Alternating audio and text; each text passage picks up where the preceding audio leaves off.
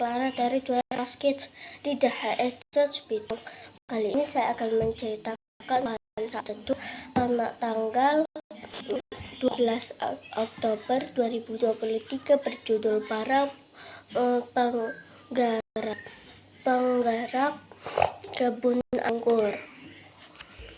Ayat hari ini di Yohanes 6 ayat 16 berbunyi, karena begitu besar kasih Allah akan dunia ini, sehingga Ia telah mengaruniakan anaknya yang tunggal, supaya setiap orang yang percaya kepadanya tidak binasa, melainkan beroleh hidup yang kekal.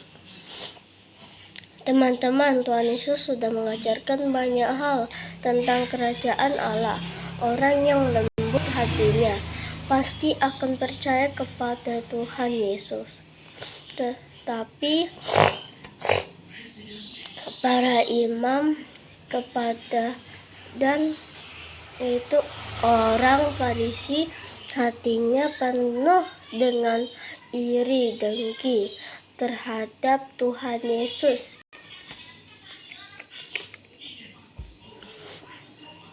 sehingga mereka tidak percaya. Kemudian Tuhan Yesus menceritakan sebuah perumpamaan lagi. Ada seorang tuan yang mempunyai kebun anggur yang memasang pagar di sekelilingnya. Ia juga menggali lubang tempat memeras anggur dan mendirikan menara jaga di dalam kebun itu.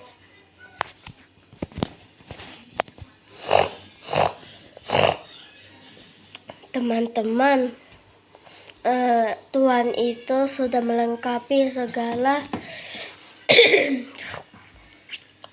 sesuatu yang diperlukan untuk mengatur dan merawat kebun itu sampai menghasilkan air anggur.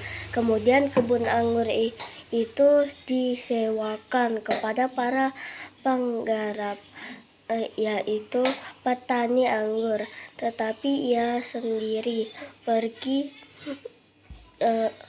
ke luar negeri. Para penggarap itu tidak memiliki kebun anggur tetapi hanya merawat setiap pohon anggur sampai berbuah dan hasilnya bisa dijual. Tuan pemilik kebun anggur itu seharusnya bisa memperoleh keuntungan dari kebun anggur itu ketika hampir tiba musim petik atau musim panen anggur. Ia menyuruh hamba-hambanya kepada penggarap untuk menerima hasil yang menjadi bagiannya. Tetapi bukanlah keuntungan yang didapatkan oleh Tuhan itu, melainkan sesuatu yang buruk.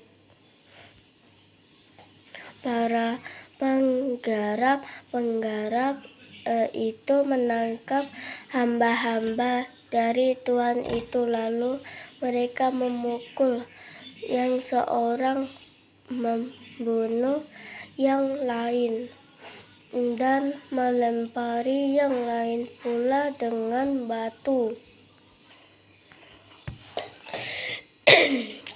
Kemudian Tuhan itu menyuruh hamba-hamba yang lain lagi yang lebih banyak daripada yang pertama.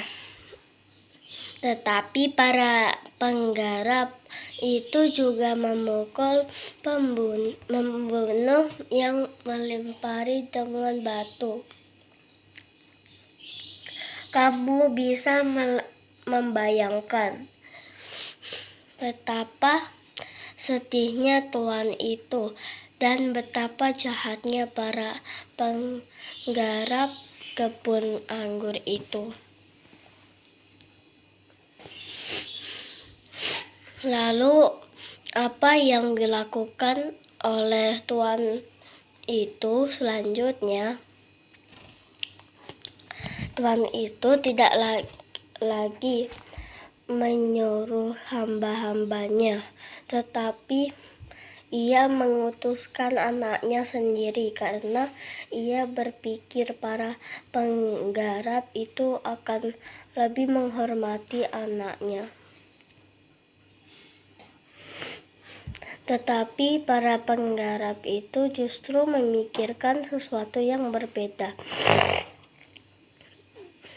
yaitu rencana yang jahat, yang sangat jahat.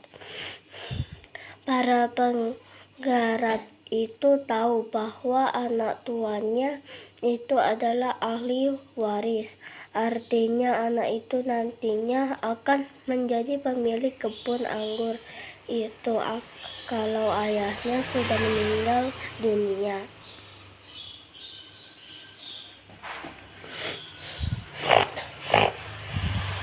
Mereka ingin menguasai kebun anggur itu sehingga mereka merencanakan untuk membunuh anak itu agar warisannya itu menjadi milik mereka. Kemudian mereka menangkapnya dan melemparkannya ke luar kebun anggur itu, lalu membunuhnya. Teman-teman, cerita ini adalah gambaran tentang kematian Tuhan Yesus sebagai juru selamat. Banyak nabi yang diutus oleh Bapa ke bumi supaya manusia bertobat, tetapi para nabi itu justru dibunuh oleh orang-orang Israel sampai akhirnya Bapa mengutuskan anaknya sendiri, yaitu Tuhan Yesus. Tetapi para imam kepala dan orang Farisi tidak menghormatinya, malah merencana untuk menangkap dan membunuh Tuhan Yesus. Para imam dan orang Farisi itu tahu bahwa Tuhan Yesus sedang membicarakan mereka melalui perumpamaan itu. Mereka berusaha untuk menangkap dia, tetapi mereka takut kepada orang banyak karena orang banyak itu menganggap Tuhan Yesus nabi yang datang dari Allah. Teman-teman, para imam kepala dan orang Farisi itu tidak takut kepada Allah, tetapi takut kepada manusia.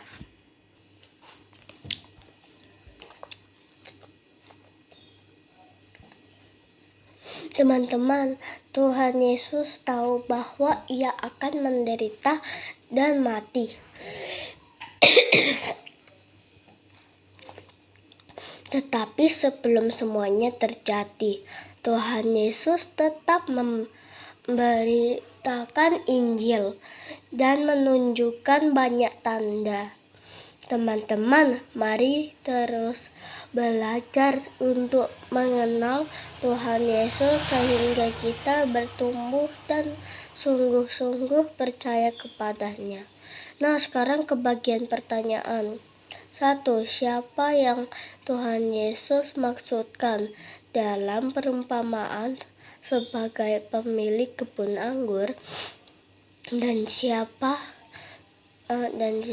anaknya? Jawabannya,